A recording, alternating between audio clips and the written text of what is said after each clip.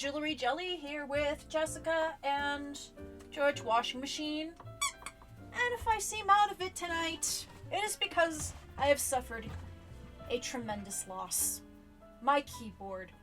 My wonderful keyboard that was my constant companion, working from home within the midst of work at home from COVID, finally gave up the ghost. I had managed to save it from certain death earlier this year when I decided to have a nice frosty beer, and the nice frosty beer decided no and sprayed all over it. I ran it through the dishwasher after I managed to pull all of the keys off of it, and I thought that it would have so many years left on it. But alas, it was not to be. So I am right now using the world's cutest keyboard, which I exclusively use for when I work at home. And there is one distinct advantage to this keyboard that my old keyboard did not have, and that is a dedicated button for copy-paste. But this is not a 104 key keyboard. I need the 104 key keyboard because I just can't do anything less. I need to have my right hand over the 10 key. Anyways, I've got one on overnight delivery. It'll do. Buy an external number pad? Why would I do that? It would use up another USB slot. Seriously. I mean, what's the point in that? Alright, so, last time, we found out, quite by design or accident, that it seems that Beatrice Frege has a secret. And it looks like Tyrion has figured it out. So we're just going to find out what happens.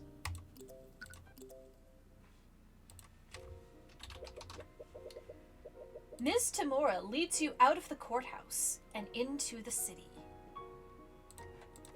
Every time you ask her where she's taking you, she avoids answering your question. Oh, I forgot. Ruby Tamora is basically all like, let me take you somewhere. All right, we're here. You arrive at an empty alley in the frankly seedier part of the city. As Ms. Tamora approaches one of the derelict buildings, she's met with a large, burly man who's guarding the back door. The man silently acknowledges her and steps aside to let her in. Ms. Tamora, where are we going? I'm sorry about this. I'm sure you're confused, but please trust me. I'll explain everything. Before you have a chance to ask for more information, she moves into the building. The man guarding the door looks at you expectantly. The entire situation doesn't sit right with you, but you still continue to follow her. Despite your recent disagreements, you know that you can trust her. As you head further into the building, you find yourself in a surprisingly well-furnished room. From how it looked outside, you would have never guessed that it would look like this. It almost looks like a room that you'd encounter in the Frege Manor. As you enter the room, you spot several mercenaries standing at various points in the room. And most surprisingly, you see Eris standing at the end of the room. You give her a confused look, but she simply smiles and waves at you. Sitting at a desk next to her, you see a man with an eye patch. It looks like he's been expecting you. Ah, Tamora. Upon seeing you two, he cordially welcomes Ms. Tamora before turning his attention to you. And you must be Tyrion. Tamora has told me a lot about you. It's the Eye Taker. I see, but who are you? I've been called many names over the years, but my favorite has always been the Eye Taker. Boss. The Eye Taker. From the sounds of it, you've already heard of me. Miss Tamora, what is this? My daughter Eris has told me all about your work prosecuting this case. She's his daughter? But I have to say, I'm quite impressed. Getting a monkey to testify? I don't think I could even pull off a grift like that. You've pretty much blown past my expectations. Why, Get to the point. As soon as you interrupt him, you feel every person in the room tense up. You don't even need the eye to know that your interruption put them on edge. Relax, everyone. Kids will be kids. I'm a father myself, you know? Anyways, I'll get straight to the point. I have a certain interest in the outcome of this trial. What are you talking about? Little Lady Freyga has been a client of ours for a long time. I've done quite a lot of favors for her, and the time has finally come for me to collect. Those debts that Steelwind mentioned, they all belong to me. But there's no need to worry. I know she's good for it.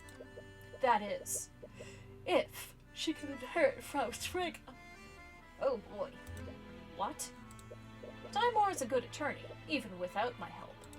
If she's convicted, we could easily reduce her sentence by rubbing the right hands.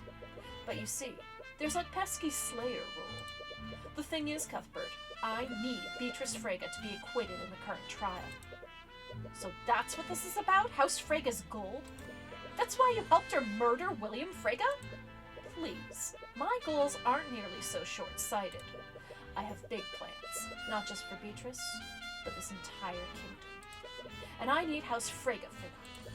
Just like you needed Justin Way. Tyrion! Ah, Justin, it's really a shame what happened to him. Don't act so innocent. He would have never tried to rob Dracogen if you didn't threaten him. Is that so?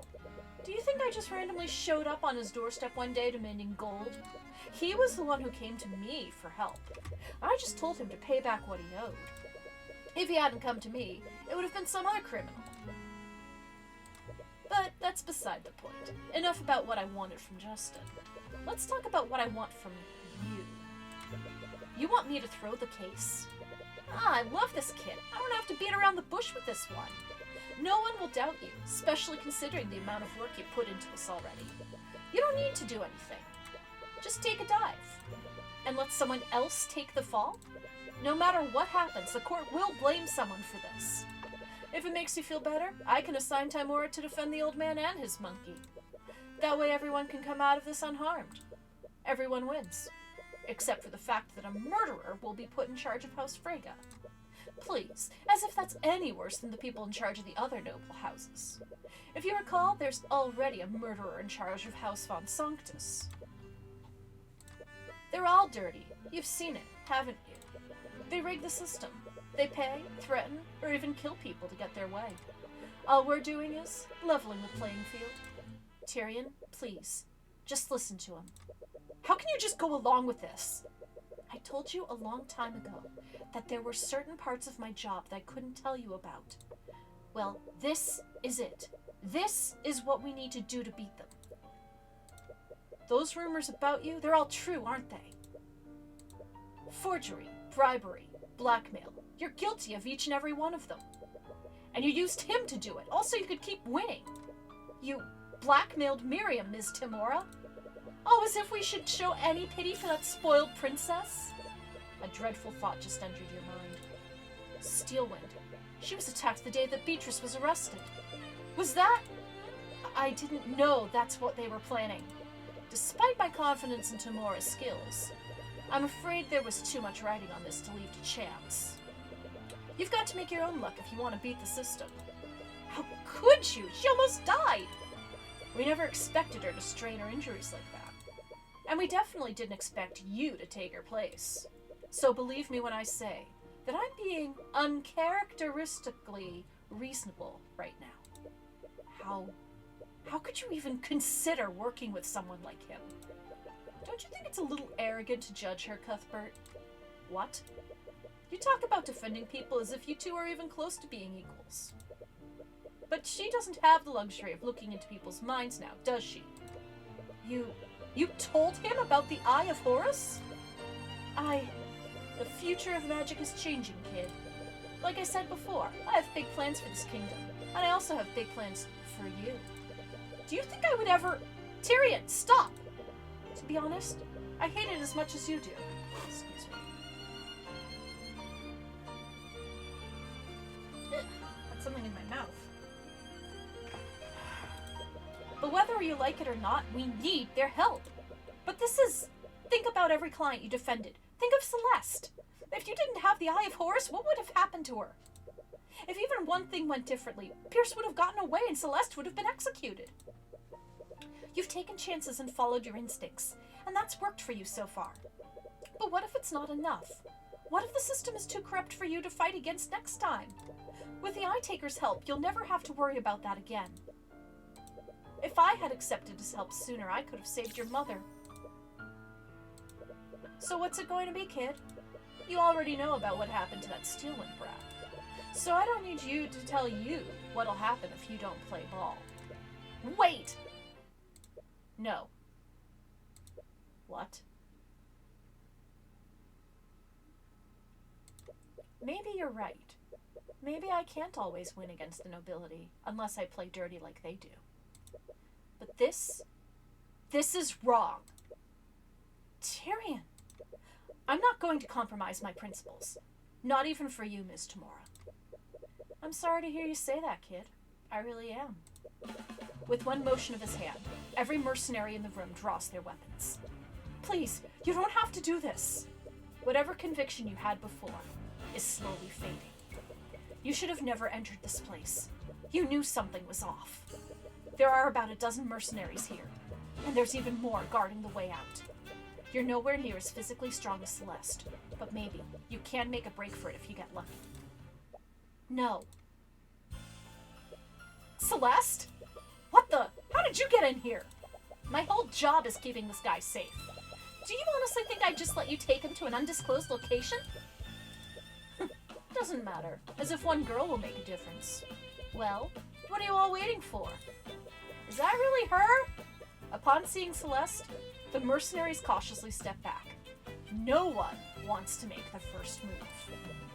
This monstrous aura, it has to be her. What the hell are you doing? You have her surrounded. Despite his command, no one takes a step forward. Look, let's all just sit down and talk about this rationally. Perhaps a different approach is warranted here, Father. What? Could I have the opportunity to speak with Mr. Cuthbert? I believe I can make him see things our way. I'm sorry, sweetie, but well, you've never been wrong before. I'll leave them to you, love. Shall we go, you two? Celeste silently watches Eris with her sword drawn. But unlike the mercenaries, Eris seems unmoved. She merely walks past her and out the exit. You and Celeste exchange glances and follow after her.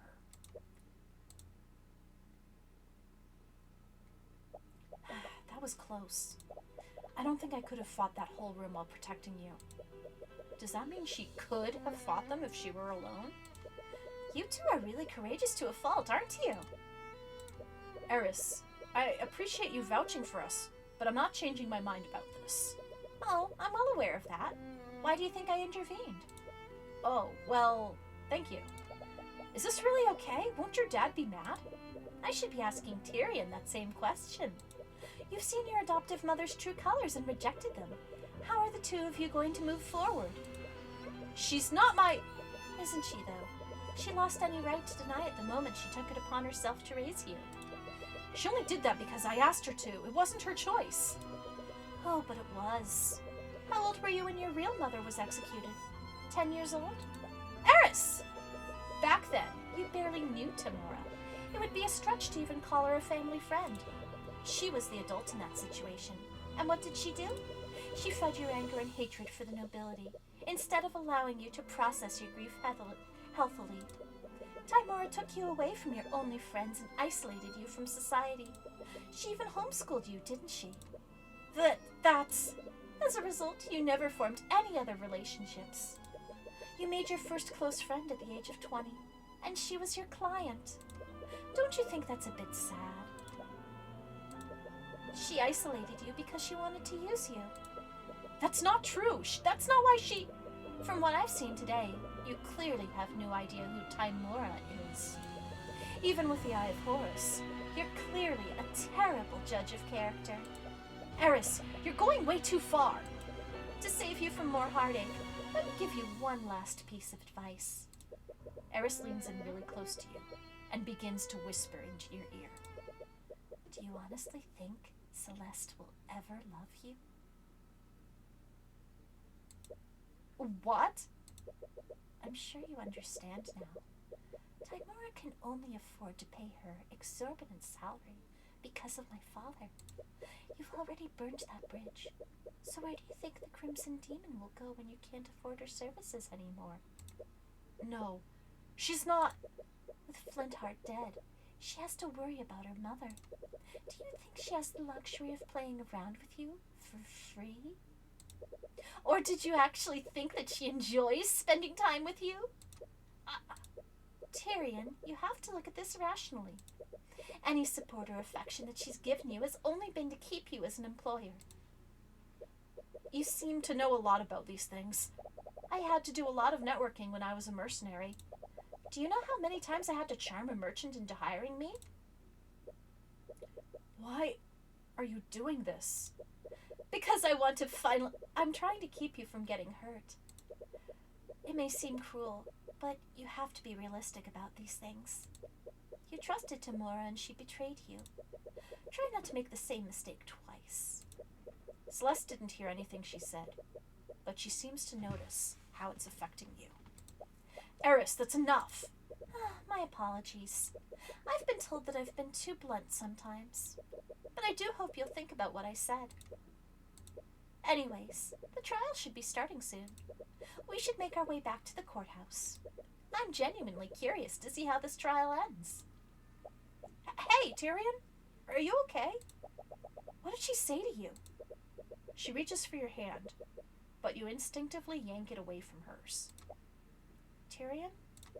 Sorry, I didn't mean to... I'm okay, really. Okay. Is he mad at me? You can think about everything else later, but for now, you know what you need to do. You need to convict Beatrice Frege.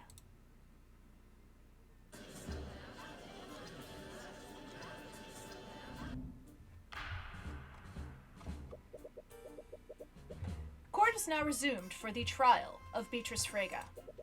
Is the defendant prepared to take the stand? Tymora, I asked you a question. Is the defendant prepped or not? She is. If the prosecution still wants to move forward with, the prosecution will be moving forward with this. Please bring in the witness. Do you still see it, Celeste? Yeah, it's still there. Should I reveal it now? No. Let's really make a point of it. Wait for my signal. Thank you for agreeing to take the stand, Miss Frege. Mr. Cuthbert, it's my understanding that you were with the two princes for most of the night. Yes, I was. Which is why I'm still quite confused as to why I'm being charged for this crime. Out of everyone there that night, I'd have thought my alibi was the most solid. That remains to be seen. Clearly. Anyways, since you still maintain your innocence, you'll have no problem going into detail about your supposed alibi.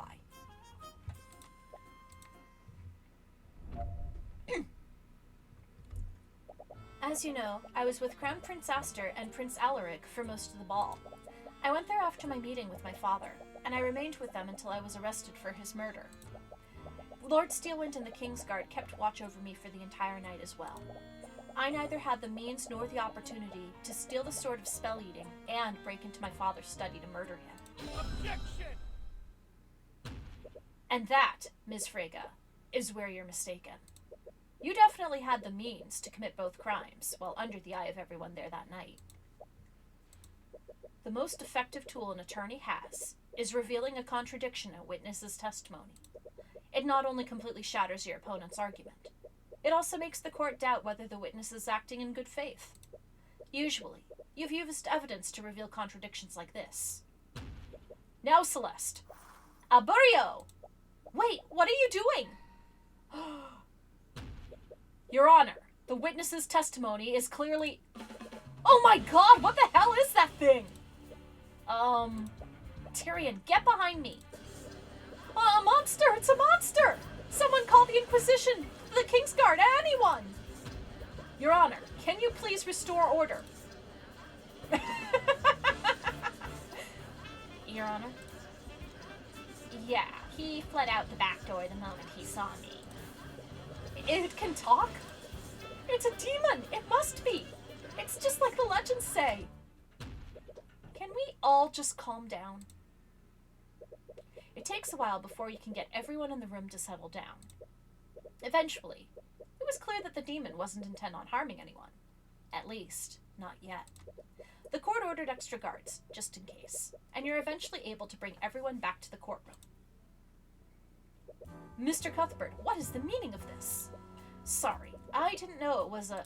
Actually, what are you? Are you a demon? Why, yes, I am a demon. Demons actually exist? I thought they were only a legend. Your Honor, not only do demons exist, the defendant has made one into her familiar. She's only blind in a literal sense. She's constantly looking through the eyes of her familiar to see. And? What do you mean, and? It's pretty obvious that making a pact with a demon is incriminating by itself. Tell me, Your Honor, do the laws of Wyverngard prohibit entering an accord with a demon? They don't, but then my client has committed no crime. Even so, I really would have preferred not revealing Maranoth like that. Maranoth, is that your name? It is what most people call me.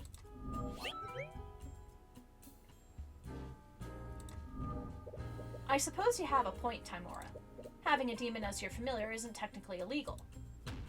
However, this does prove that the defendant had a way to commit the murder, all while under the eye of everyone in the ballroom. She could have sent Maranoth upstairs to the gallery, and then had him steal the Sword of Spell Eating. After that, they would just need to traverse the vents into William's study, just like Eugene did that night. The fact that her familiar is a demon proves that she couldn't have done that. What do you mean? You saw how everyone reacted when they saw Maranoth's form. A monkey may have raised some eyebrows, but someone surely would have reported Maranoth if they saw him. Timora, your client is a master of illusion magic. Can I assume that we'll find invisibility in her spell compendium? You might. And with the connection granted by familial bond, she could have cast the spell on him regardless of where each of them was. I'll admit that my client does know how to cast invisibility. But your theory raises another question. Could my client continue casting it unnoticed? Continue casting it? You'll understand once I go over the order of events last night. At an unknown time, someone stole the Sword of Spell Eating from the Haraldson Gallery. Due to the timing of this, I'll admit that it would be logically consistent if my client was the thief. However, sometime later, my client met with the Crown Prince and was watched closely by the Kingsguard. From witness accounts, including yours, we know that this happened at 12:45 a.m. And since this time, my client didn't leave the Kingsguard's sight. It was around this time that William Frege retreated into his study and locked the door. He made a point of telling everyone that he didn't want to be disturbed. Then at 1:03 a.m., Lord Haraldson finally discovered that the sword was stolen. He reported the theft to the Kingsguard, and they activated the lockdown system. Shortly after the report, Leifa Frege tried to speak with her father about the theft. William Frege reiterated that he did not want to be disturbed. Leifa saw his face, and there weren't any traces of illusion directly on his body. This means that William Frege was still alive at this time. Unbeknownst to everyone at the time, William Frege was attacked by the murderer at 3:12 a.m. This is confirmed not only by Jan Hughes' testimony, but also by the autopsy report. Then at 3:26 a.m., the Kingsguard found the Sword of Spell Eating in my client's old room. The Kingsguard tried to arrest my client for this, but the Crown Prince told them to stand down. Finally, at 3:36 a.m., the lockdown was lifted. Jan Hughes reported what he heard, and that's when the Inquisition and the Kingsguard discovered the body. The theft must have happened before 1:23 a.m., when it was actually reported. In order to keep Maranoth concealed at every step, my client would have needed to keep him invisible from 1:03 a.m. to 3:12 a.m. Not only that, she needed Maranoth to wield the Sword of Spell Eating to ignore the effects of the anti-magic fields. This means he would need to be invisible for more than an hour. What is your point? My point is that invisibility has a duration of 1 hour. I'll admit that my client could have cast invisibility before she met with the Crown Prince, But if she wanted to keep Marinoth invisible, she would have needed to recast the spell at some point that night. And as you know, my client couldn't have done so during that night without the Kingsguard noticing it. Your logic makes sense, but that can only mean that the defendant refreshed the invisibility right in front of everyone watching. Oh! You remember how she just, takes a deep breath and claps? That's probably it. In front of the entire Kingsguard, the two princes, and Lucio Steelwind? As unlikely as it is, it's the only conclusion I can come to. I had a feeling you'd say that, which is why we have a witness who can confirm that Beatrice didn't perform any magic that night. A witness? Your Honor, the defense would like to call Prince Alaric to the stand. I see. He would have certainly been close enough to notice the defendant casting magic. But wouldn't the Crown Prince's testimony be more suitable? Are you trying to say that Prince Alaric is unqualified to give proper testimony, Your Honor? Of course, he's saying that. This kid is 7 years old. No, of course not. Is the prince ready to testify? Grow a spine, for Lord's sake. Aww. Thank you for coming in, Prince Alaric. Could you please... Hold your tongue, knave. You will speak when you are spoken to. Oh god, he sounds exactly like Miriam when we first met her. Honestly, he behaves exactly how you'd expect a prince of this rotten kingdom to act. Aster's the odd one out in this situation. It makes you wonder what made him so down to earth. Your Highness, Mr. Cuthbert believes that the defendant used her magic while she was still with you and the Crown Prince. I already gave my statement to the instigators. This man dares to question my testimony? Yes, he said it, not me. Wow, the judge didn't even think twice about throwing you under. But very well, if my testimony is required to strike down these redundant accusations, I will bestow it upon you. Redundant? Don't you mean ridiculous? Mr. Cuthbert, do not dare to suppose what His Highness really means. His boots must be shining from all that licking you're doing. What was that? Nothing!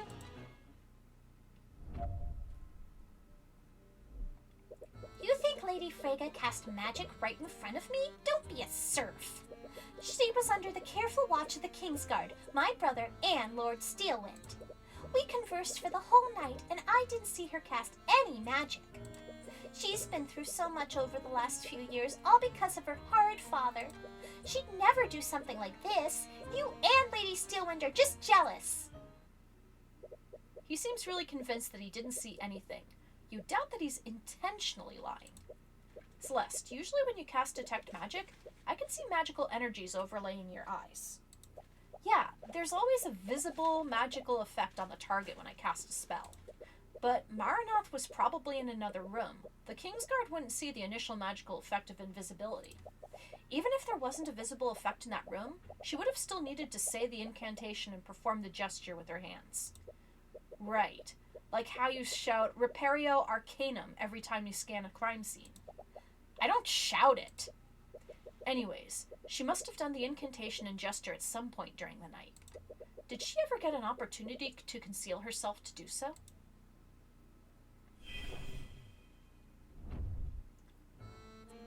Celeste, what do you usually need to do to cast a spell? There are a lot of factors involved, honestly. Stamina and focus are a big part of it. Assuming that she's in perfect condition, what's the bare minimum that she would need to do? Well, she would have to focus her magic, say the incantation, and perform the gesture with her hands, all at the same time. That does sound pretty conspicuous, but she must have hidden it somehow.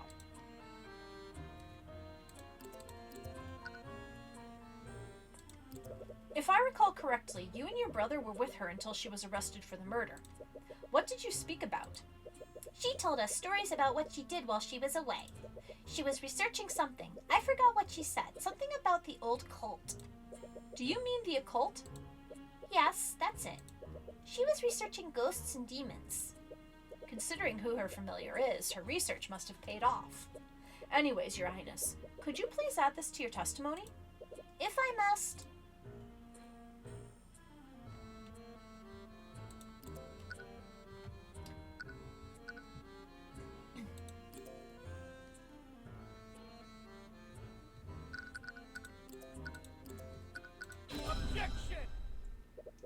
cast a spell, a mage needs to speak an incantation. But there's nothing that says you can't say anything before or after it. Your Highness, according to your testimony, the defendant told you that the occult are a fascinating phenomena. Is that exactly what she said? Word for word? Yes, the stories she told us were quite interesting. They really stuck a court with me. I see. Well, even if they were interesting, your testimony proves that she did cast the invisibility spell that night. Are you deaf? I already told you. No one heard her say any incantations, nor did they see her perform any gestures. Unfortunately, your testimony proves the contrary. Beatrice Frege said an incantation and performed a gesture right in front of you, all without anyone even knowing it. What? Your Highness, there are two components required to cast invisibility. First, the caster must speak the incantation, Occultare, and clap both of their hands together. As I'm sure you noticed, the defendant has a habit of clapping both of her hands to calm herself. Now that I think about it, that habit must have come from constantly casting the spell. The defendant requires Maranoth to see, so she must constantly cast invisibility to keep invisible. Cuthbert, you may have an explanation for how she hid the gesture, but she would have still needed to speak the incantation. However, she did speak the incantation.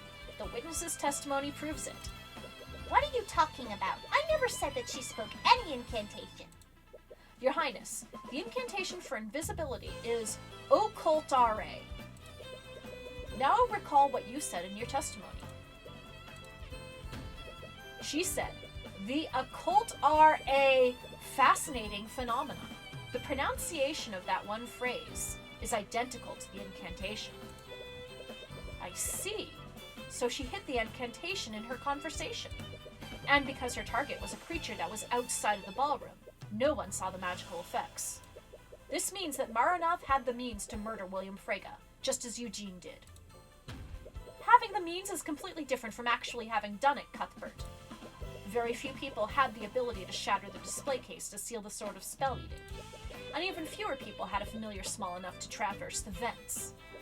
Which also makes Haraldson's familiar an equally likely suspect. And unlike my client's familiar, he admitted to breaking into William's study that night. If your client's familiar is truly innocent, then why not have him testify before the court? I see. Well, it's not as if he's the first unprecedented witness we had today. Is Maranoth willing to testify, Ms. Tamora? You see Tamora deliberating with Beatrice and Maranoth. You can't hear what they're saying, but they're clearly in disagreement with each other. Maranoth in particular seems to be the most vocal about his displeasure. Your Honor, unfortunately, Maranoth is unwilling to testify. Why the change of heart? My client's familiar may be a demon, but he is afforded the same rights as any other person. He's not obligated to testify. You look at Maranoth and he's grinding his very sharp teeth together. For some reason, he appears to be looking at you with intense hatred. Gee, I wonder why. Why are they being so secretive all of a sudden anyway? A witness can refuse to testify to avoid incriminating themselves, but a refusal to testify is suspicious in and of itself. Timora had no issues with Beatrice taking the stand earlier, so why would she change her tune when it comes to Maranoth? And despite what she said, Maranoth seems like he disagrees with their decision the most. Is it possible that he's the weakest link of the three of them? If so, he might be the key to implicating them. And according to the legends, demons take great pride in their ability to deceive and corrupt people. You wonder. I see Maranoth is well within his right to refuse, if that's what he truly wants. It is. Well, I suppose it's for the best. I doubt he'd be able to corroborate your story at all. Maranoth grinds his teeth together. It sounds like metal grinding on metal. Yeesh! Considering his diminutive figure, I don't blame him for being a coward. Mr. Cuthbert, could you please refrain from provoking the literal demon? Oh, it's fine, Your Honor. He can't do anything without his master's word. And between him and the defendant, it's clear that Beatrice is the brains of the operation. You shut your filthy celestial mouth!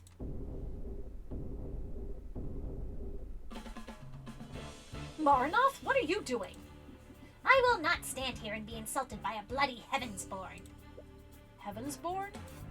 I am still within my contract, and I will not flee from the likes of him. You want my testimony? I'll give you my goddamn testimony. Objection! Your Honor, my client does not consent to having her familiar testify. Tamora, didn't you say earlier that Maranoth is afforded the same rights as any other person? He has a right to refuse to testify, but only he can decide if he wants to exercise it. And he's clearly intent on giving it. So, Maranoth, why don't you testify about what you were doing on the night of the murder? Gladly. I provided sight to my keeper while she spoke with the princess. I'll admit that she did cast invisibility on me during their conversation. She needed to keep me hidden after all. But I never left the room where my master was. Nor did I steal the sword of spell eating. You have nothing on me, Heavensborn. You don't even have proof that I entered William Frigga's study. Do you honestly expect us to take your word for it? Or do you have any evidence to support your alibi? I only speak the truth, Heavensborn. There were mages other than my keeper that could have stolen the sword. And by your own admission, none of your witnesses saw me on the night of the murder. The one lacking evidence is you. He has a point. You still need definitive proof that ties him to the murder. Presenting contradicting evidence might not be possible. However, he's clearly lying in his testimony, and there's something strange about the way he's speaking. Why is he pausing so much? You're not seeing any thoughts through the eye, but perhaps you can try to interpret the meaning of his words.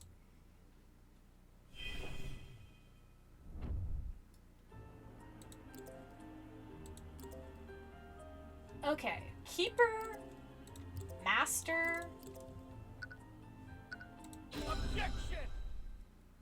He keeps taking pauses before certain statements, but not all of them. And more importantly, his word choice was different. Did he slip up? Maranoth, it looks like you misspoke and used the wrong word. What? Through most of your testimony, you referred to Beatrice Frege as your keeper, but you referred to her as your master during one statement. Why is that? For the first time, he doesn't have a response. So I'll ask you again. Did you leave the ballroom that night? I didn't leave the room where my master was. He's using the word master again, even though you pointed it out. Why isn't he correcting it? Does that mean he's intentionally using that term? If so, why? Why is Maranoth using the term master? There has to be a reason why. Beatrice is not Maranoth's master. Okay, if you take his words at face value, the master he is referring to isn't Beatrice. And if Beatrice isn't his master, then his statement, "I never left the room where my master was," would technically be true. But why even bother making that distinction? He clearly has no moral hang-ups about committing murder. He could have just lied. Why wouldn't Maranoth simply lie? Demons apparently pride themselves on tricking and corrupting humans. So why wouldn't he just lie in his testimony? Demons are not able to lie. No, it can't be. Demons are clearly different from humans. But would they seriously have a limitation like that? It would explain why Tamora and Beatrice were so opposed to having him testify. There's only one way to know for sure. Witness, can you repeat the following statement for me? Tyrion Cuthbert's hair is green. What kind of ridiculous request is that? Another pause. I'm afraid I must agree, Mr. Cuthbert. Please don't waste our time. I'm just conducting a little experiment, Your Honor. So I'll ask you again, Maranoth. Say the following phrase. Tyrion Cuthbert's hair is green. Your Honor, Cuthbert is clearly making trivial requests to stall for time. His request is not worth a response from the witness. That's not what I'm doing, Tamora, and I think you know that. Maranoth, we truly don't know much about demons aside from the stories told in myths. So is it possible that demons are physically unable to lie? Ah, Damn it. I'm sorry, Mr. Cuthbert, but that seems quite ridiculous. Why wouldn't the witness be capable of lying? I genuinely don't know, Your Honor, but his testimony speaks for itself. He can easily refute it by granting my request. Say, Tyrion Cuthbert's hair is green, witness. You said it yourself. Tyrion Cuthbert's hair is green. That's not what I asked for, witness. Repeat the statement I told you, word for word. Nothing after or before it. Objection. Your Honor, the prosecution's argument is absurd. The witness is not obligated to fulfill such an outrageous request. I might be compelled to agree with you, Miss Tamora, if the witness wasn't clearly avoiding fulfilling that request. Well, we're all waiting, Marinoff. You can easily prove me wrong by repeating my statement plainly. Ah, you filthy heavensborn. Say it, Marinoff. Tyrion Cuthbert's hair is... Tyrion Cuthbert's hair is... Blonde. Technically, it's a dirty blonde. Oh, shut up! Is Mr. Cuthbert correct, Marinoff? Are you actually unable to lie? I think his silence speaks for itself, Your Honor. Remarkable. I would have never imagined. And with that, proving my case becomes a much simpler matter. Marinoff, did you murder William Frege? I'm sure you understand, witness. Under these circumstances, staying silent is basically an admission of guilt. You have no reason to stay quiet, Marinoff. Tell him the truth.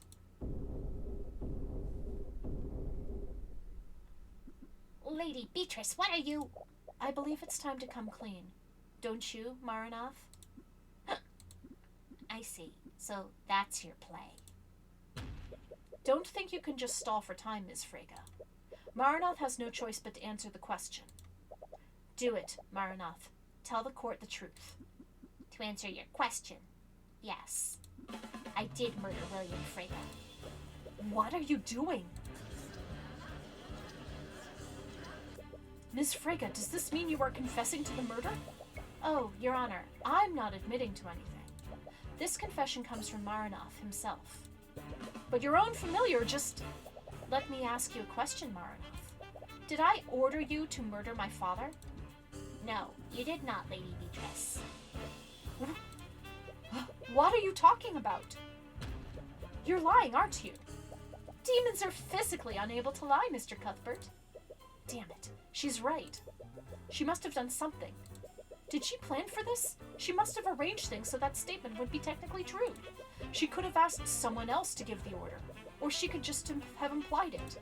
Either way, she can just plead ignorance and blame everything on Marinoff. Still, this isn't over. Oh, is that so? Let me tell you, this trial was over the moment Arya turned her blade against me. I don't care who you are, man, king, or demon, you're not going to get away with this.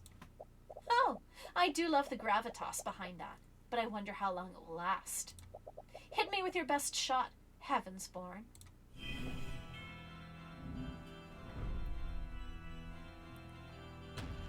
Beatrice Frege, you may not have technically ordered your father's murder, but you were clearly acting with malice. You brought something dangerous into the manor, something that you knew would harm your father. Oh, really? And what would that be? I didn't bring anything dangerous into Frege Manor. What was so dangerous that it implies lethal intent?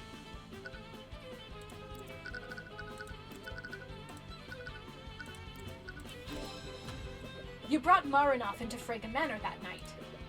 You were clearly planning to murder your father from the start. I require Marinoff to see. That does not imply lethal intent. But you brought a demon into that house, and as a result your father was killed. That's hardly an innocent mistake. My client specifically asked her father if familiars were allowed. We even received a written legal confirmation beforehand. But he couldn't have possibly expected her to bring in a demon. He didn't specify not to do this. The presence of Marinoff did not break any of his rules, nor any laws made by the kingdom. Right you are, Tamora. I can hardly be blamed if my familiar acts without my knowledge. How can you be blameless in Maranoth's actions? He's your familiar. By that same logic, shouldn't we also blame Lord Haraldson for the actions of his pet monkey? If I recall, he broke into the study, tampered with the crime scene, and then left my father's body without reporting it. Maranoth and Eugene are intelligent and sentient creatures. They have their own autonomy. Their keepers aren't legally responsible for their actions. Damn it, she's playing devil's advocate, but you suppose that's fitting for her. But you still cast invisibility to keep Maranoth hidden that night. Mr. Cuthbert, I always cast invisibility on Maranoth. I can't very well let people see him. Face it, Mr. Cuthbert, you have nothing on me. I did not commit any crimes during the Lord's Ball. Every crime related to the murder was committed by Maranoth. Beatrice, Maranoth required your magic to break the wards guarding the Sword of Spell Eating. You may be able to explain why you cast invisibility that night, but you can't explain why you cast an evocation spell powerful enough to shatter that display case. Oh, that. I'd almost forgotten. I plead guilty. What? To the charge of grand theft, I mean. I ordered Maranoth to help me steal that artifact so I could sell it on the black market. I would have never imagined that he'd use it to murder my father. Right. It doesn't matter if she's found guilty of stealing the sword. The Slayer rule only takes effect if she's found to be responsible for her father's death. Damn it. Is there seriously nothing that you can do? Maranoth will take the fall on Beatrice's behalf. Maranoth, the sentence for first-degree murder is death. Are you really willing to die for your keeper's crimes? Maranoth. Oh, you stupid Heavensborn. Demons never truly die. When our bodies are destroyed, we return to the abyssal hells. Hell? If I were to die in accordance with your laws, I would only return to my plane unharmed. What? Even if I could die, a fate much worse than death awaits me if I fail. Those three are a pain to argue against when they're together. You can't break Beatrice's confidence at all. So, do you have anything else, Mr. Cuthbert? I didn't think so. Your Honor, it appears we found the true culprit. I can't believe you killed my father, Maranoth. I'm so cross with you. I should give my apologies. I won't do it again. Don't worry, I forgive you. Now then, is there any reason why this trial hasn't ended already, Your Honor? Come on, don't you have anything else? There is one thing. Damn it, not again. Oh, is that all you can do now? Glare at me? What? Maranoth, what did you just do? I've been watching him. He's been using an old celestial trick. But it's weak. Your divine gaze won't work here, Heavensborn. You... It looks like that was your last piece, Cuthbert.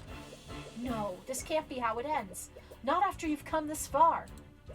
What is it that you like to say in these situations? Checkmate, Cuthbert?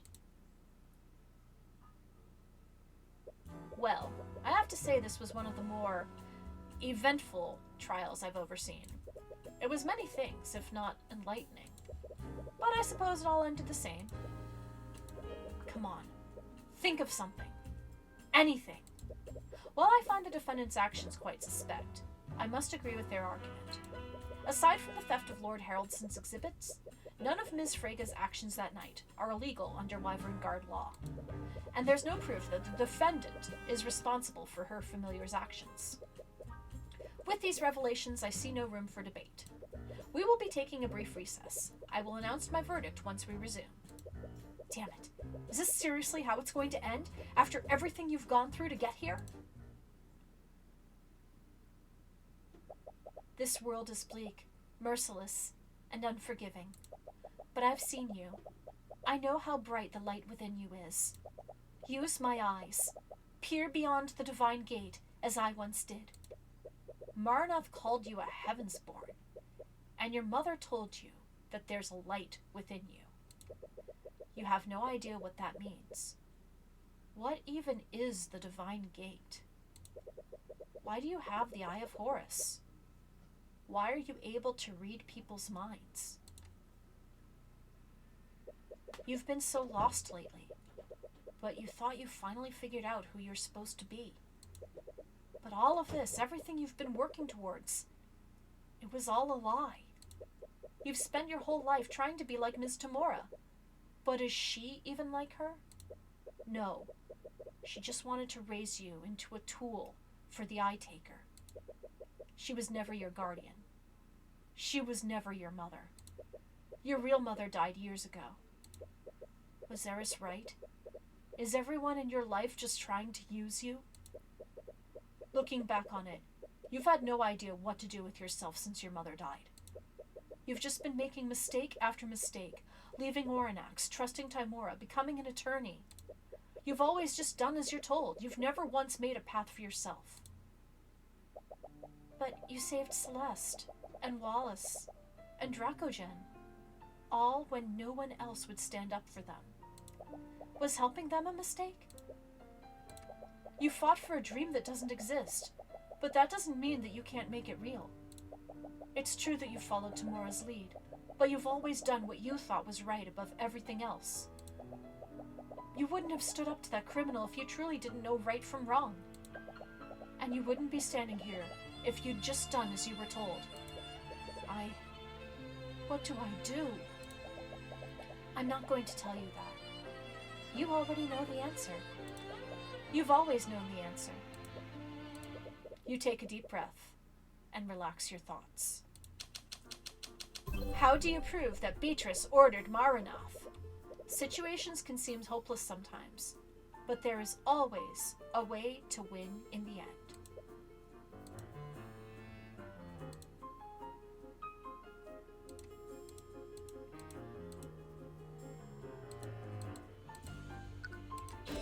In order to convict Beatrice, I need to prove that she was responsible for Marinoth's actions. People leave trails, even when they think they've committed the perfect crime. Something always gets left behind. There has to be something that proves Beatrice gave Marinoth the order. Beatrice's relationship with Marinoth is clearly different than a relationship between two humans. What is unique about Beatrice's relationship with Marinoth? There's a specific way their relationship works.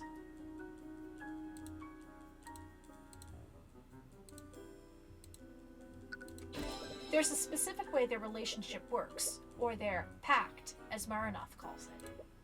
Wasn't there something that someone said? But what was it? Who told you something about demonic pacts? What's his name? Harold Haraldson. Oh, right, the sword of spell eating is said to have been forged using a pact between a demon and a mage. Isn't making a pact with a demon just asking for trouble? They'd definitely betray you the first chance they got. Well, legends say that demons often drafted blood contracts for this reason. Wait, do you mean like a legally binding document? The concept is similar, but once you sign a blood contract, both you and the demon are magically compelled to fulfill its terms. That's right, Beatrice must have made a blood contract with him. A legally binding document like that must describe how their relationship works. Leifa did tell you that Beatrice would never trust someone that she couldn't control. So she would only put herself in a situation where she had full control over Marinoth's actions. But it's not as if they'll ever show it to me. It would be a tall order to even prove that blood contracts even exist. I guess you have a point. But if you ask me, I think you've done a wonderful job so far. So just this once, let me guide you the rest of the way. What? Tyrion, your eyes don't actually read minds. They give you the means to reveal truths that are being concealed. You can pull the truth out of anyone, and anything. The truth? So, say it together with me. Marinoth, dweller of Avernus. Wait, what are you doing? By the eye of Horus, I issue upon you a divine edict. Release thy guards and manifest your blood contract with Beatrice Frege. It's a legal document written in blood. It's also 50 pages long. Luckily, you somehow know the excerpt of the exact section you need. Marinoth is prohibited from killing or injuring any and all humans. Beatrice Frege can designate individuals that are exempt from this rule, and exempted individuals will only remain so for 24 hours. After that, Marinoth cannot harm them unless told otherwise. You did it? But how? Was that really your... No, that's not important right now. She gave you what you needed. The rest is up to you. What in the nine hells was that? When did you learn to? Mr. Cuthbert, what just happened? Your Honor, I just made the witness manifest their blood contract. You did what? Blood contract? You can think of it as a legally binding document. It lays out the terms of the pact between Beatrice Frege and her familiar. Incredible! Where did you learn how to do such a thing? The library? Wow, to think that our kingdom had access to such knowledge. Yeah, I'm not buying it. How did you really find out how to do that? It's a long story. You're not sure if she'd believe you even if you told her. Anyway, the defense's argument is such. Marinoth was acting alone, and the defendant is not to blame for his actions that night. However, take a look at page 7 of this blood contract. It specifies that Marinoth is prohibited from killing any and all humans. There's only one scenario where he can do so, and that's when Beatrice Frege designates someone to be exempt from this rule. You. Beatrice Frege, you didn't directly order Marinoth to kill your father, but you implied it by telling Marinoth that he could kill him. Not only that, you did so within the 24 hours of the Lord's Ball. Your intent was clear. You brought Marinoth into Frege Manor with full knowledge that he could and would kill William Frege. And that is checkmate.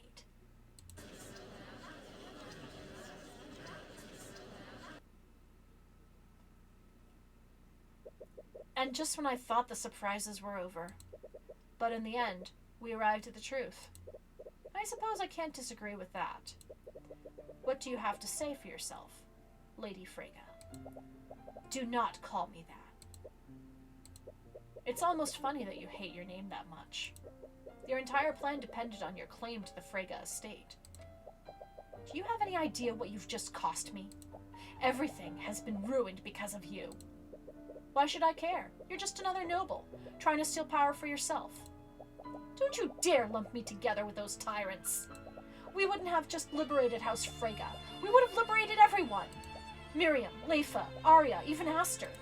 Our system is broken. The only way we can fix it is by burning it down from the inside. As long as King Olivier sits on the throne, this suffering will only continue. Lady Frege, as the prosecutor, I should warn you. You don't want to add treason to your list of crimes. Even though you'd like to see the king ousted as much as she does. It doesn't matter. I'm done either way. Heavensborn, look at page 46 of the blood contract. By accepting this pact, Beatrice Frege forever binds her soul to the abyssal hells. If Beatrice Frege fails to pay her debt by claiming House Frege and all of its assets, her soul, her mind, and her life will be claimed by the Empress of Discord. The contract goes on to name several parts of House Frege's holdings. There's very little room for ambiguity. Arya was almost right. She just jumped to the wrong conclusion. My debts were never to the Eye-Taker. They were to the abyssal hells. Why would you agree to something like this? Because I miscalculated. In this folder are records of your many plots against House Steelwind and the Crown. It would be a shame if this information fell into their hands. You think this feeble attempt at blackmail would frighten me?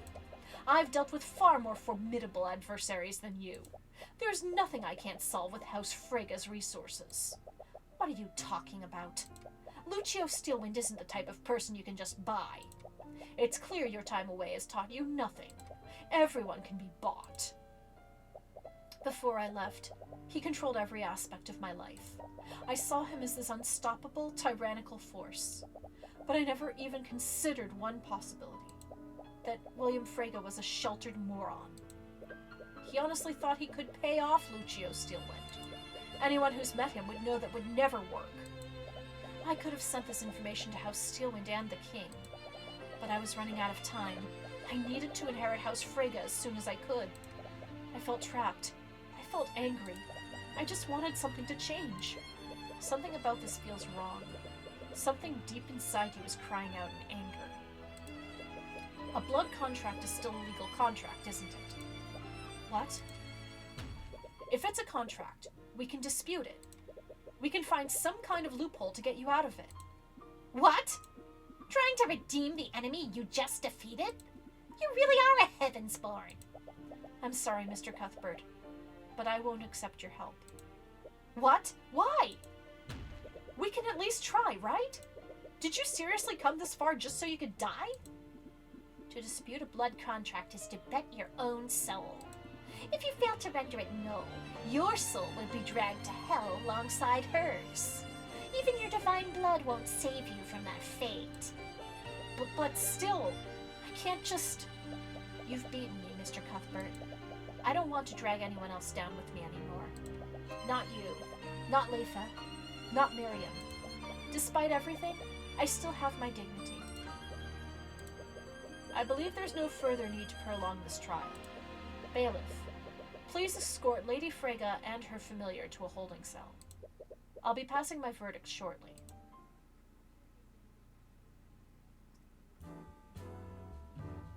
Hey, are you okay?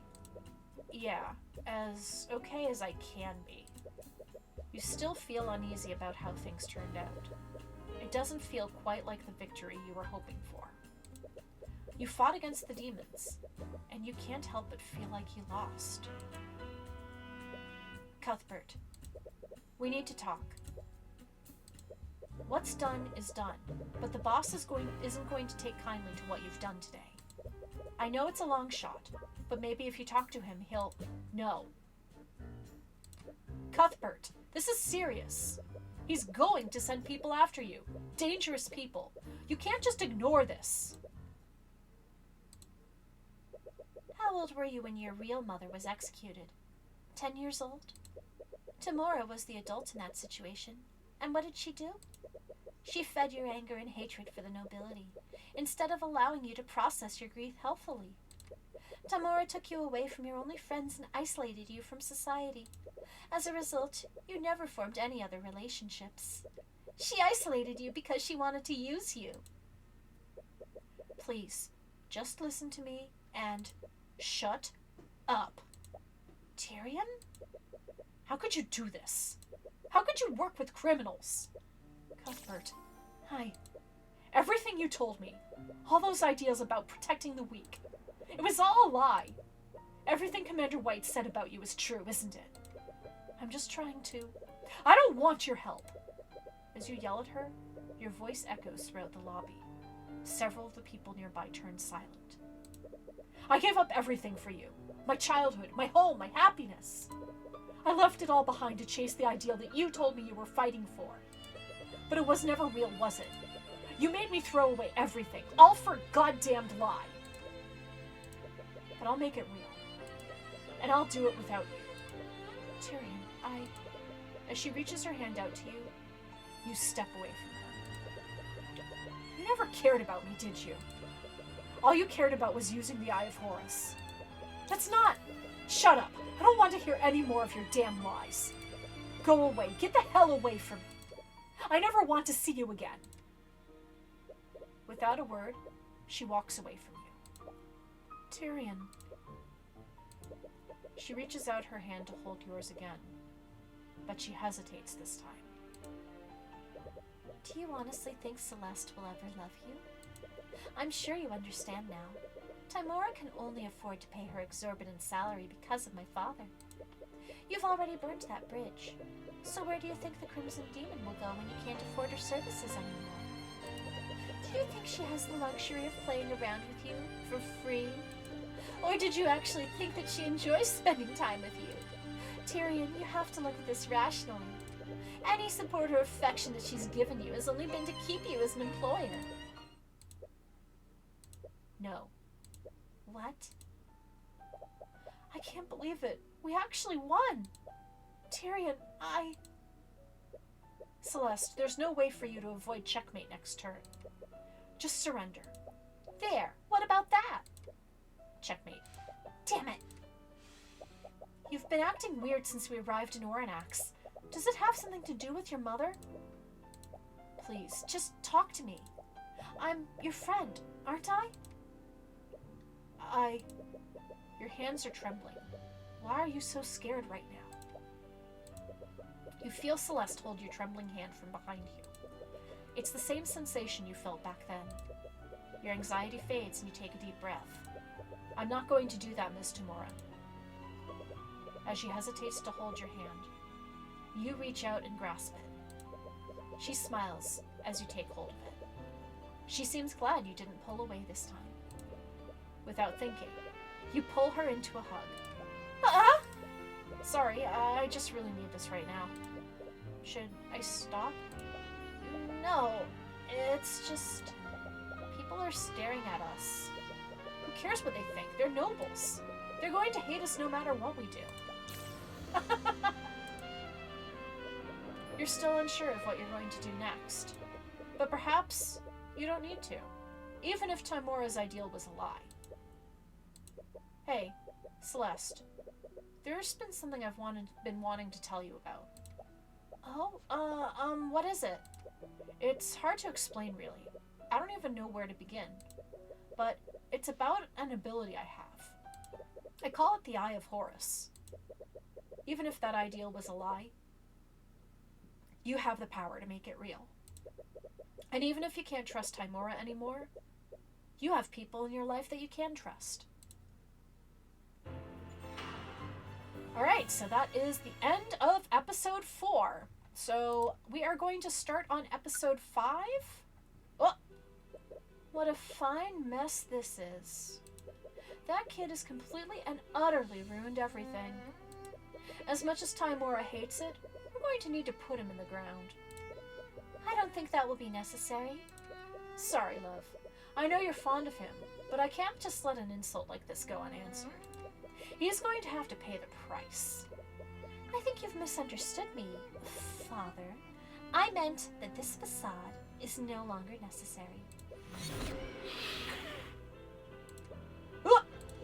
What? What the hell?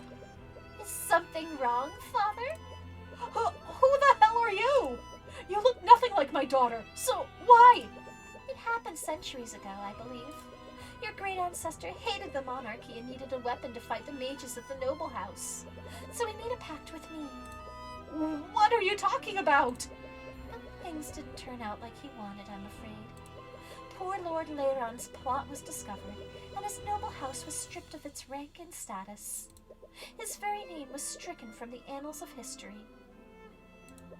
He was supposed to give me Wyvern Guard, but I had to settle for claiming his bloodline.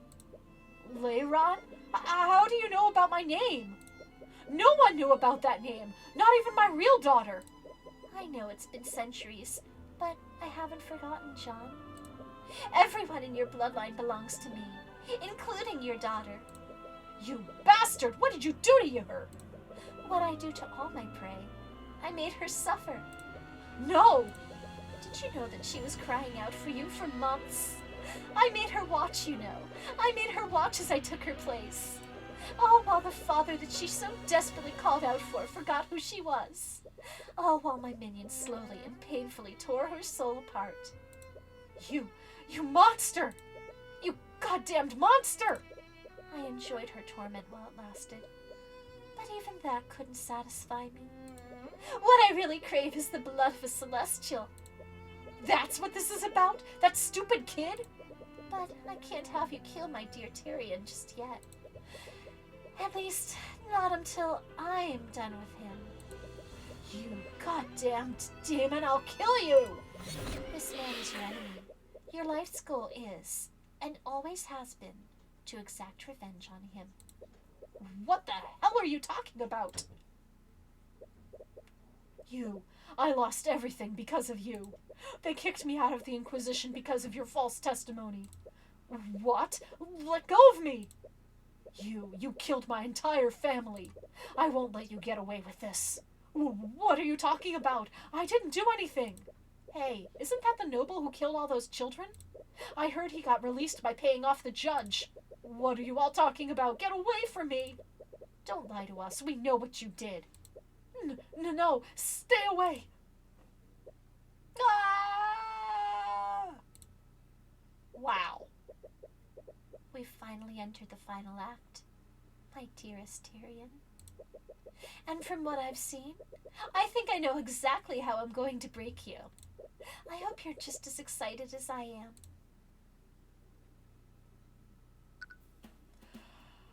Alrighty then.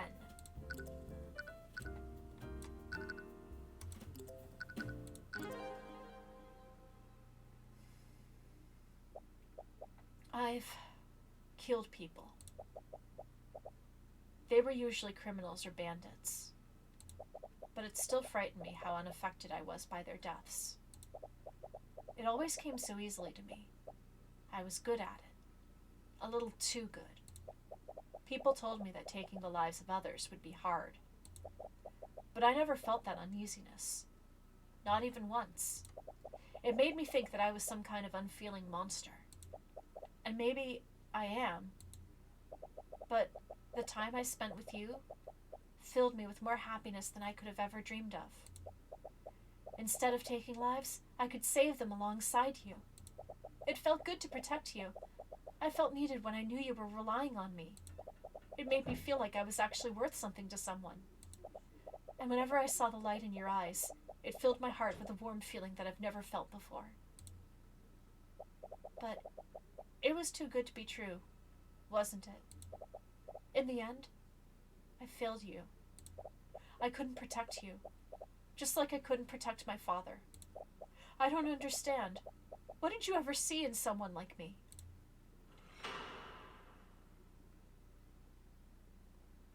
I have a feeling that's the voice of Celeste.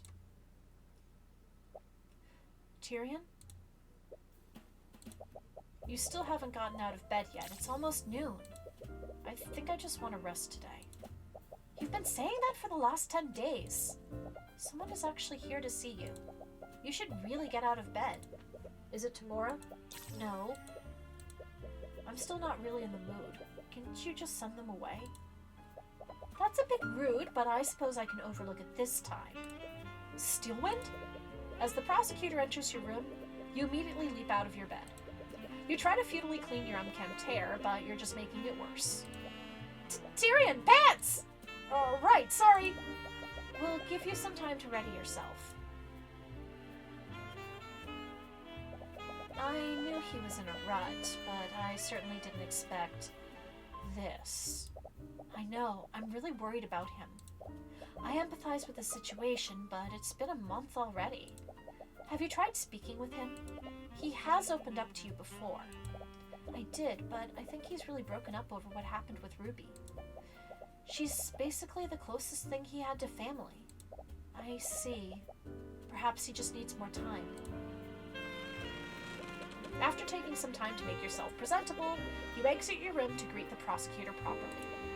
Sorry about that. No, I suppose the fault is mine. I shouldn't have intruded. Anyways, what brings you here? Are you doing well, Mr. Cuthbert? You seem... I'm fine. Of course. I just couldn't help but notice your absence. You haven't taken any other clients since Beatrice's trial. I'm going to be honest. I'm not even sure if I want to be a defense attorney anymore. What? I've spent my whole life training to be one, but I was only doing it because someone else told me to. Did you not enjoy it? You are very skilled at it. I don't know. I've been trying to take some time to think about everything, but you still haven't found any answers. Have you considered becoming a prosecutor? Your time as my stand-in made it clear that you have the ability to. A prosecutor. You would have never even considered that a year ago, but you understand now. There are criminals who need to be brought to justice. And despite how difficult she is to face, Steelwood never engages in outright corruption like the other prosecutors of the Crown. If you follow her example, you could fight injustice that way. But even if you did that, you'd just be following someone else's footsteps, just like before. I'll think about it. Please do. At this point, I could use all the help I can find. Have your injuries been healing well? Yes, Nightgrave's skill in necromancy is quite remarkable. I'm glad I introduced him to House Asclepius. Asclepius? House Asclepius specializes in the study of necromancy. After Nightgrave's expulsion from the academy, I thought it was only right that he be allowed to continue his studies. Right, he mentioned that he owed you a favor. It was only logical. It would be a waste to let someone of his talents fade into obscurity. You're glad Wallace was able to continue his studies. He clearly wants to use his talents to better society. He's definitely in a better place than you are right now. Even so, should you still be moving around like this, you should take some time off to recover. As much as I would like to, there's been a recent upcase in cases of mage blight lately. Mage blight? You recall hearing about that many times. If a mage exceeds their stamina by overusing their magic, it starts to affect their mind and sends them into a violent frenzy. To make matters worse, the nobility has been trying to suppress information about these incidents. Right. Whew, excuse me. It's not a good look whenever a mage goes on a murderous rampage. I was actually surprised to see you here, Celeste. Well, I can't just leave him alone anymore. He ticked off a criminal overlord. They're definitely going to send someone after him. And he really can't take care of himself right now. Celeste, your thoughts are leaking. Hey, get out of my head! What? It's nothing. I am surprised, though. Not many people slight the eye taker and live. He's known for taking swift retaliation against his enemies. We're hoping he's laying low after his plan with Beatrice fell through. That does match with the reports I've read. Supposedly, he's been absent from many of his enterprises. Either way, you're not looking forward to dealing with him. It's bad enough that you're already on the nobility's bad side. By the way, Tyrion, Ruby sent another letter. Do you want to put it with the rest? Right. Have you spoken to her since the trial? I see. That does explain her recent mood. Right, you two probably see each other a lot. I have prosecuted a few of her clients recently, but it's clear she's not nearly as threatening as before. Could we talk about something else? Of course, my apologies. Oh, the tea's ready. Oh, thank you. Some tea sounds lovely right now. Right, I was totally making it for you guys. She walks to the cabinet in your kitchen and she takes out 2 more teacups. You guys better enjoy this. These are my last bags of... Whoa! As she walks over to you, she slips on a scroll case that you left on the floor. She regains her balance, but the teacups slip out of her hands. The boiling liquid is airborne and heading right to your face. Oh crap! Fig aqua! Celeste reacts immediately and points her index finger at the tea. Her magic takes hold, and the tea freezes just inches from your face. She breathes a sigh of relief, and she brings the tea back into their cups. You really need to clean this place. I'm your bodyguard, not your maid. Right, sorry about that. That was shaped liquid, wasn't it? Yeah. Oh. Shaped liquid has been added to your notes. Oh, I never expected you to... I know, but it's just too convenient not to have. She's really opened her mind about learning new spells. You remember when you first met her? Back then, she only knew how to cast Mage Blade. She hated magic back then. You never imagined how diverse her repertoire would become. Another visitor? I'm already up, I'll check it. Well, whoever they are, I'm not giving up any more of my lotus tea. You open the door and don't see anyone, but there's a letter in your mailbox. You take a closer look at the envelope. It's sealed with candle wax. There's a crest on it. It's the insignia of House Pierce. You quickly open the letter and read it. Despite supposedly being written by a noble, the paper has been torn in half. But the message is clear. I hope you understand. I would have never contacted you unless I had no other choice. I know the truth behind McCoy's true parentage, and I'm aware of how vital this information is to you. As you know, my execution is scheduled for next month, and I'm running out of time. I want to trade this information with you. In exchange, you will grant me my freedom. Meet me in the private prayer room within the Grand Cathedral of the Scaled Lord at 2 p.m. You will save me from my fate. Or else. What? Okay, so it's a letter. If he thinks for a second that we'd even think of helping him. I know how you feel, but aren't these the answers you've been looking for? I don't care. We're not going to help him. That was never an option, but there's clearly more to this. I agree. How was he able to find out in the first place? The truth is, Celeste, I've also been looking into your parentage. What? Why didn't you say anything? I'm sorry, but I didn't want to raise your hopes. And I was apparently right to do so. I couldn't find any information regarding your birth. So if you couldn't find anything, how was Pierce able to? House Pierce is low on the political hierarchy. He doesn't have access to the resources I do. He does own the land the McCoy Tavern is on. But frankly, this whole situation is quite suspect. And why would he ask for my help? I was the one who indicted him in the first place. Even if I did agree to help him, it would be nearly impossible for me to get him an acquittal. He must be desperate. His execution is scheduled for next month, after all. It's possible that he reached out to Timora as well. Still, I can't believe he'd set up a meeting at the Grand Cathedral, today of all days. Why? What's happening there? I'm sorry, but it's not my place to tell you. Arya, can I talk with Tyrion alone for a minute? Of course. I'm sure you have much to discuss. I actually also have business at the cathedral today. I can't believe he'd use that as an opportunity. Oh, is she getting hitched? I think she's getting hitched. I'll be taking my leave. Let's see if... I just... realizing that perhaps leaving a headband on one of my dolls for a while is not a good idea. Especially this type of one because it is metal. So I'm just going to take a quick look and see if there's any damage to her face. Looks like she's fine. That's good. I mean, it's a cute headband and everything, but the metal that is inside of it is really solid. Let me see if...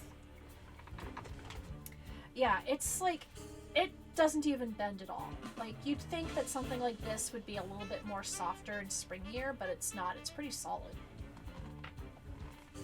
I'm sorry. I'm sure this is just bringing up bad memories for you. We should meet with him. What? We're not going to help him, obviously, but I had an idea. He's probably really scared of his execution, right? And he's desperate enough to ask you for help. I suppose that's true. So, think about how stressed he would be if you showed up and refused to help him. I could use the Eye of Horus on him. We can get the info we need without having to give him anything. But are you really okay with this? You'll have to see him again. Yeah, I'll manage. And it'll be worth it if we can finally get the answers I'm looking for. You've already gotten her hopes up, but there's no guarantee that he actually knows the truth. He could just be bluffing to get you to help him. But if he does know, you can't just ignore this. You need to verify his claims yourself. You know what? I just thought of something. What if Celeste is the other half of Eris? Celeste is order, Eris is chaos.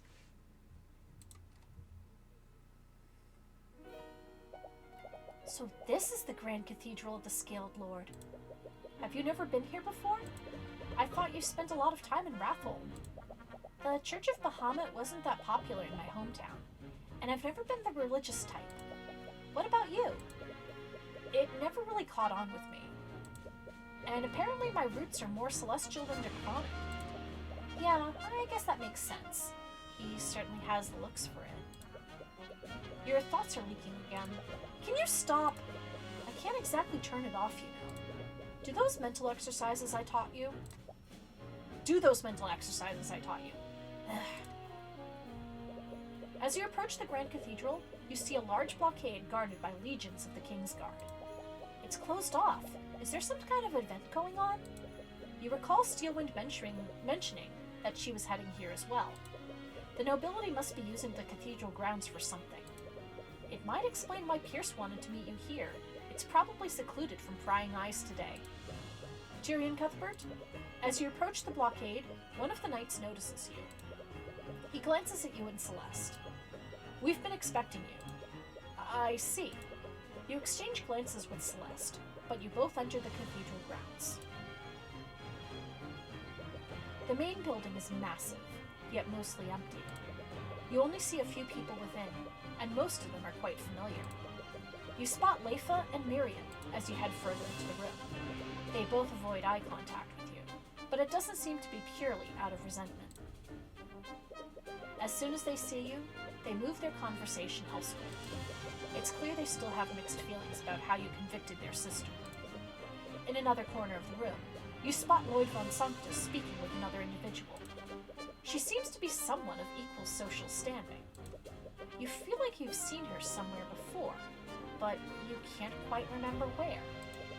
As soon as you enter the room, von Sanctus flashes a quick look of disdain at you. You see him slowly move his conversation out of the room as well. And finally, you see Lucio Steelwind speaking with his daughter, along with the two princes. They seem to be speaking with another individual that you haven't met before. When he notices you, his gaze narrows, and he stares at the two of you warily. Aster, especially, seems surprised to see you here. He and Lucio ask the prosecutor something, but you can't quite hear their conversation.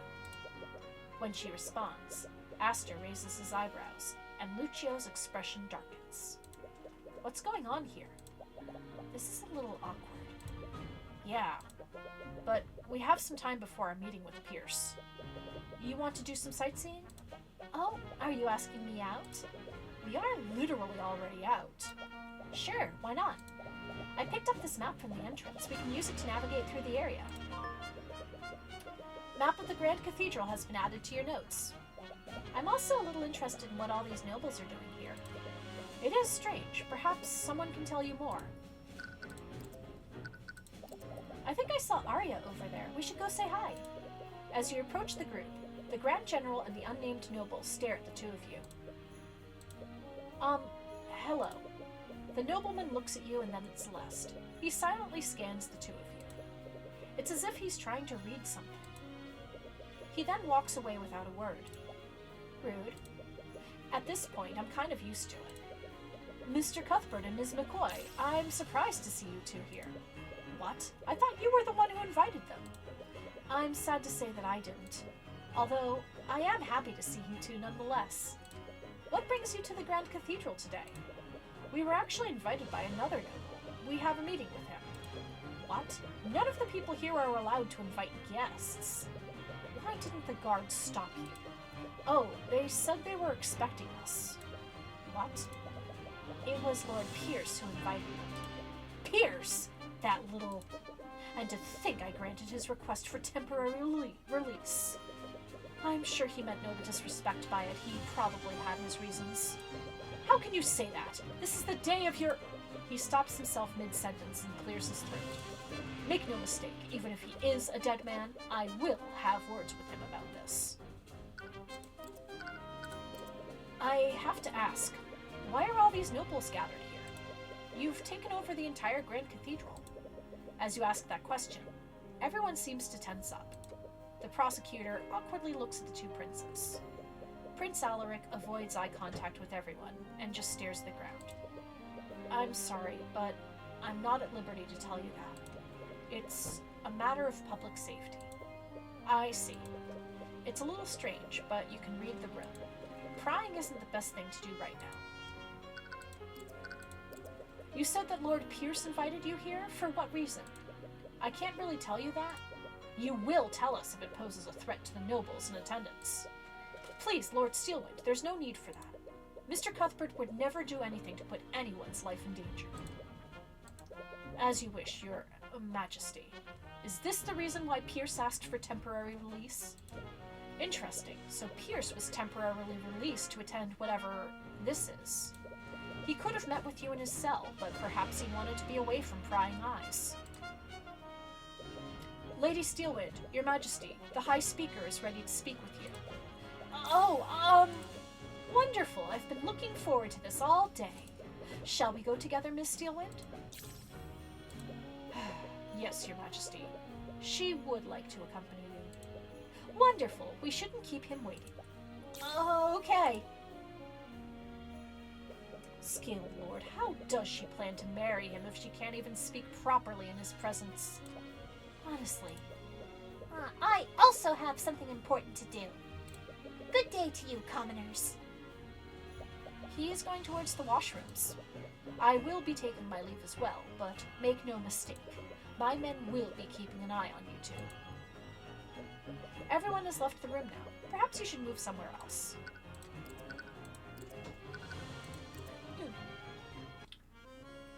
Oh, what are you doing here? Did you follow us? Not intentionally. Trust me, you're the last person we wanted to see today. Hush now, Von Sanctus. If they are here by chance, it is because the cosmic balance wills it so. Ugh, not this again. Sorry, I don't think we've met. I am Coraline Sybil, Lady of the House of Sybil. So this is the head of the Fourth Pillar family. She's not quite what you were expecting. Between her, Lucio, Lloyd, and William, she definitely seems the most agreeable. For better or worse, you've gotten to know the other Pillar families decently well. It might benefit you to learn more about her. So you're the leader of House Sybil. What does your family do exactly? How are you this ignorant? Each of the 4 pillars, as you commoners call them, control different branches of the kingdom's government. House Steelwind oversees national defense and law enforcement. House Freyga oversees economic development and finances. House Von Sanctus handles commerce, both in local and international. And finally, there's House Sybil. We handle the kingdom's legislative and judicial branches. That would also mean you're responsible for our kingdom's justice system. That is correct. Oh, wonderful. Here we go. Lady Sybil, are you aware of the rampant corruption happening within your justice system? I suppose it's only inevitable that you'd see it that way. Am I wrong? I've been involved in plenty of court cases, and it's very obvious. All your courts care about is closing cases as quickly as possible. The system is corrupt to its core. The courts don't even try to hide it half the time. Yet you've prevailed against this so-called corruption in each and every one of your cases. Only against every conceivable odd, and I can't be everywhere. Do you have any idea how many commoners are falsely convicted every day? If they are convicted under my system, it's only because the cosmic balance deems it so. What are you even talking about? The cosmic balance is the natural order of things. Under it, the guilty are punished while the innocent are protected. And yet, when a noble commits a crime, they only need to waive their influence to escape any consequences. All while their victims are forced to suffer in silence. Or worse, an innocent commoner is framed for the crime. Regardless of your personal feelings, our kingdom needs the nobility to govern the people. If they were held to the same standards as commoners, our society would surely collapse.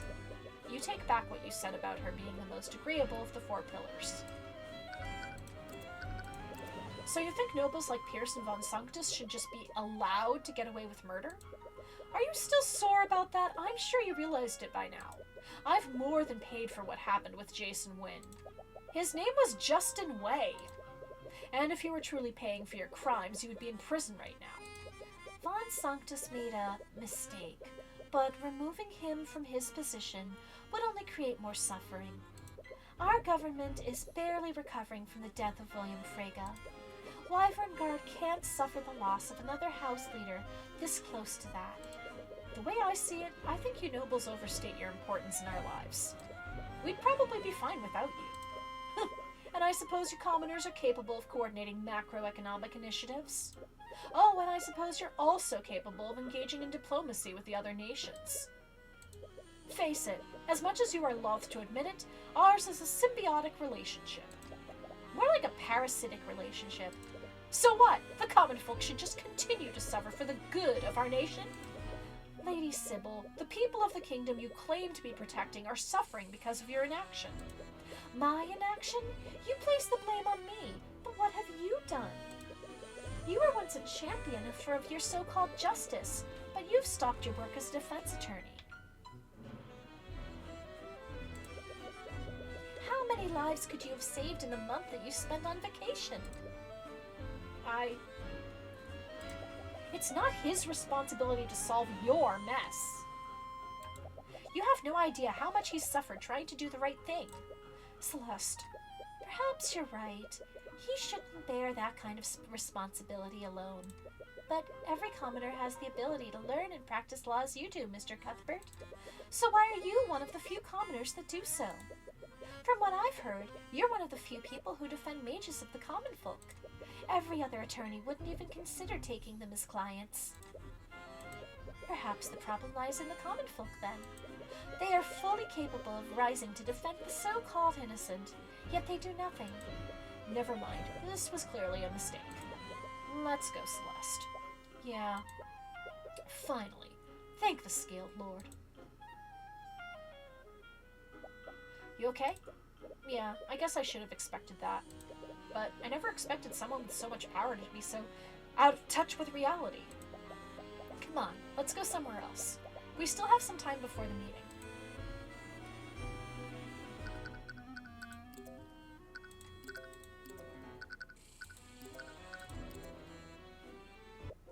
You find yourself in the Grand Cathedral's garden and stumble upon a strange statue. Wow, that's a little out of place. What even is it? If my memory is correct, it's a Pegasus. Hello, friends! As you inspect the contemporary piece of artwork, you're startled by a familiar voice. And it looks like she's not alone either. Along with Eris, she seems to be accompanied by both of her sisters. Beatrice, aren't you supposed to be dead? Sorry, I wasn't trying to say. No, it's perfectly understandable. You, of all people, know what was on my blood contract. But it appears the Lady of Discord isn't going to kill me just yet. Wait. There was a glitch, but nothing happened. Ugh, do you really have to do that? What? Never mind. Right. It's a little awkward speaking to the Frege sisters after everything that's happened, but they don't seem hostile, and all things considered, you prefer their company over Sybil's. Although, you're still not sure how you feel about speaking with a murderer, especially the one that you indicted. But Beatrice clearly knows more about demons and their kind than you do. You wonder if she knows anything about the Heavens Board. So, you seem to be doing well, all things considered. You mean how a demon now has ownership of my soul? Yeah, that. How can you be so calm about this? I must agree with Miriam. It's a little unnerving how nonchalantly you're treating this. I suppose it's the knowledge that everything is out of my hands now. There's something peaceful about it. That's certainly a positive way to look at it. You know, my offer still stands. I can try to help you. At the risk of your own life? Which part of the contract would you dispute anyways? The Divine Edict made you aware of every element in her blood contract. There was very little room for interpretation. It was airtight. The demon I signed that contract with was very meticulous about the details. I've spent the last 5 years looking for any possible loopholes, but I didn't find anything substantial I could use. I don't even think disputing it is possible. I'm sorry. Don't be. You defeated me. I won't suffer your pity. I feel like we always end up randomly meeting like this, Eris. What brings you here? I requested to accompany Beatrice to this event. After all, I don't have many opportunities to enter a church like this. I can imagine. By the way, Is your father still... Oh, if you're worried about him, we've already had a conversation about you. I don't think he'll be accosting you anytime soon. Oh, thank you. That seems too good to be true. How'd you pull something like that off? He may look like a hardened criminal, but he's always had a soft spot for his family. He also owed me, and I have a way of making people see things my way. She's right about that. Wait, if you're here, does that mean Marinoth is also? Oh, heavens no. There's no way they'd let me bring him here of all places. I left him at the entrance with the King's Guard. If he tries to escape, that knight over there is ordered to kill me. She gestures towards a knight that's silently watching the sisters from afar. You're surprisingly calm about this. Please, I regularly deal with demons. This is nothing in comparison to that. You really haven't changed. I suppose not. Wait, does that mean you can't see right now? How did you know which statue I was looking at? It was a lucky guess. That grotesque statue certainly makes an impression on you. Oh, Marinoth just spoke with me. He wanted me to let you know that he can smell your celestial stink from the entrance. Love you too, Marinoth. Oh, wow. I probably shouldn't repeat his response to that. By the way, you seem to know a lot more about these things than I do. What exactly is a Heavensborn? What? Did you seriously not know? But you know how to issue a divine edict. That's a very advanced technique. It sort of came to me in the moment. What? Anyways, I'm quite surprised that you don't know about your lineage. Perhaps my mother knew, but I lost her when I was really young. I see. You have my condolences. But to answer your question, a Heavensborn is a human whose bloodline has been touched by the gods. Gods? Do you mean like the Skilled Lord? No, I'm speaking of the actual gods. Beatrice, you can't say that here. Oh, come off it. What's the church going to do? Arrest me? Anyways, your blood has been touched by the celestials of the upper planes. Much like my soul is bound to the abyssal hells, your soul is consecrated and tied to the heavens. The heavens? Is that why you're able to use the Eye of Horus? Is it some kind of angelic power? Make no mistake though, if you find yourself under the wrong circumstances, even you can be sent to hell. The Church of Bahamut is prominent in Wyverngard, but this is the first time I've ever heard of the celestial gods. Ah, that makes sense. It's probably because of Wyverngard's bloody history with the Theocracy of Lumina. The Theocracy? Aren't they the nation east of us? Yes. The Luminites worship the celestial gods, while our people worship the ancient dragons. A few centuries ago, our nation was locked in a bitter war with the Luminites. Even now, the Crown sees the celestial religions as a threat to our draconic culture. The Church has done its best to wipe out any religions that worship the Celestials. I see. But if your bloodline is blessed by the Celestials, does that mean our kids will also be Heavensborn? I suppose so. I think my mother was also a... Wait, what did you just say? Your kids. I asked if your kids will be Heavensborn. Oh, I must have misheard you then. Wow. If only you were always this easy to lie to. Anyways, I'm a little curious about the Theocracy of Lumina. If they worship Celestials there, would I find other Heavensborn there? Let's see.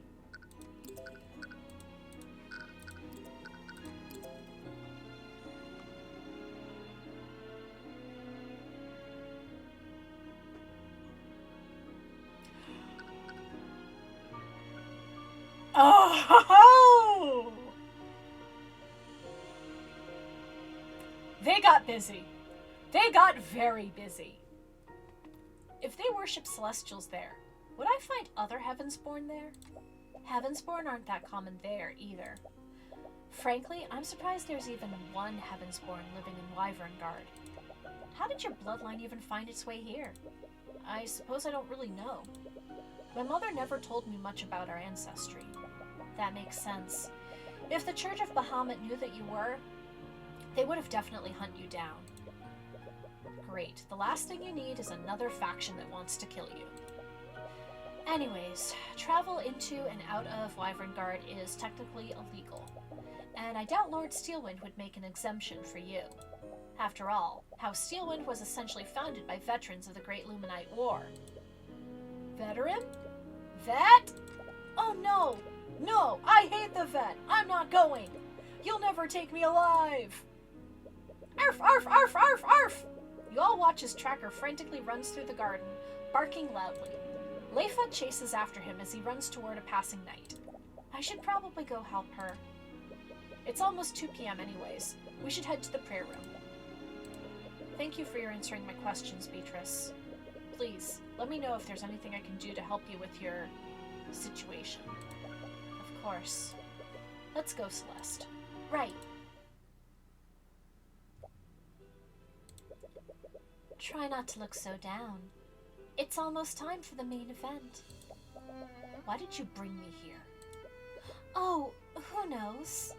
Whatever you're planning to make me do, please, please, don't make me harm my sisters. You're in no position to make demands. You'll just have to see for yourself. Stay safe, Mr. Cuthbert.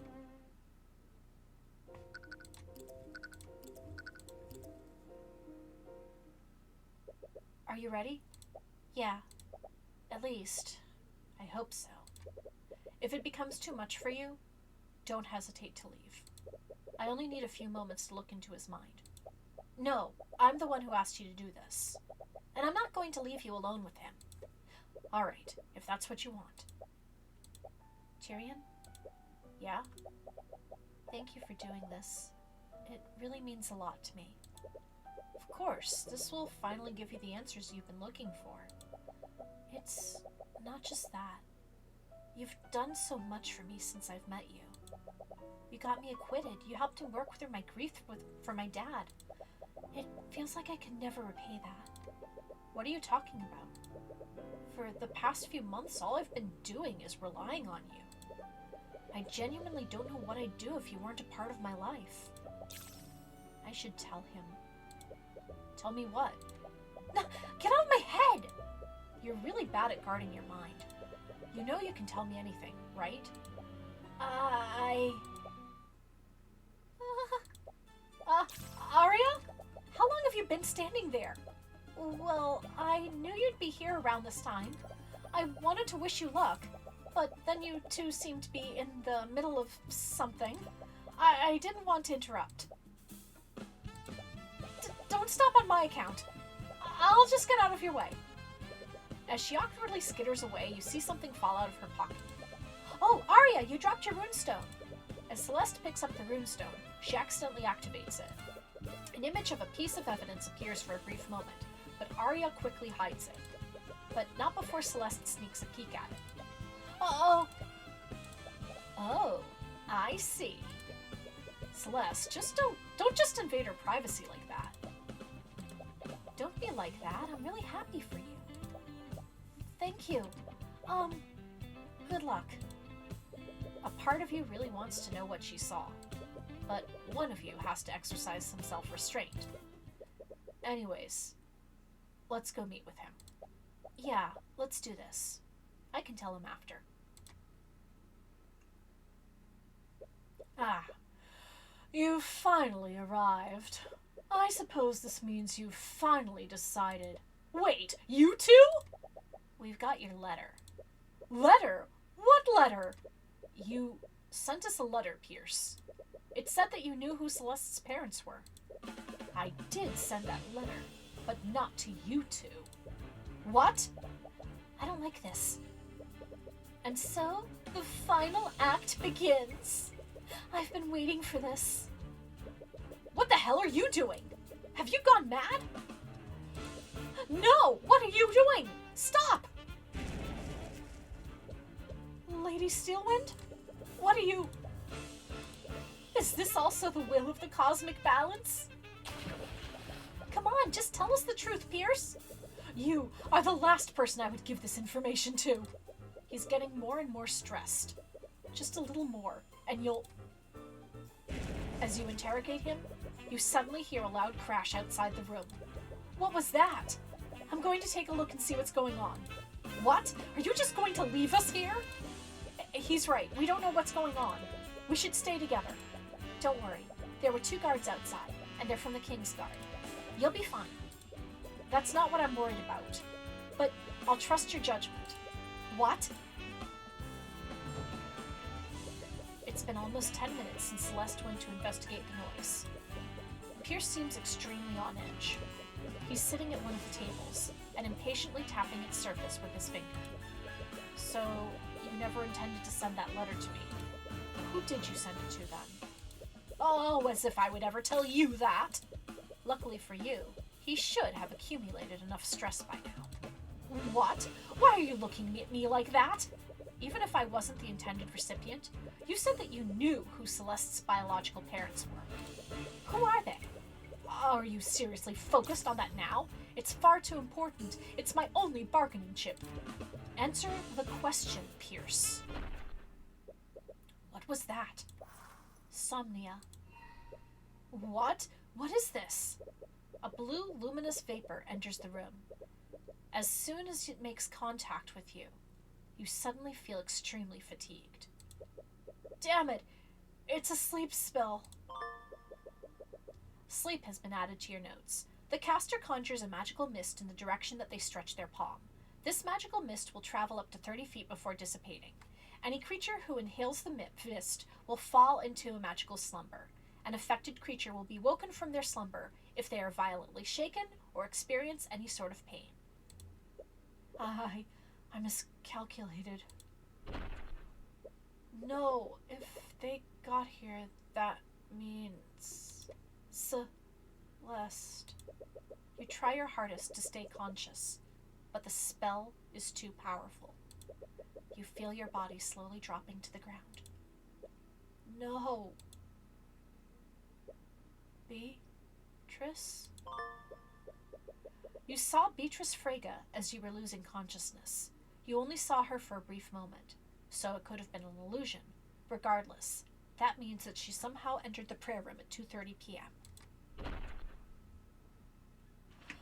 Okay, that is about as good a cliffhanger as any. So we are going to end things off for the night, and I am going to find out who we will raid. Let's see. Ooh, okay. Let's see here. We are going to raid.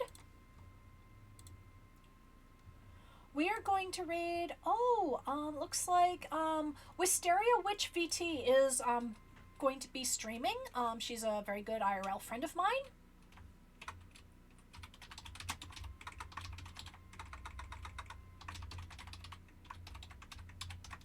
All right, everybody. Thank you very much for joining me. I am probably going to be streaming on Saturday night as well.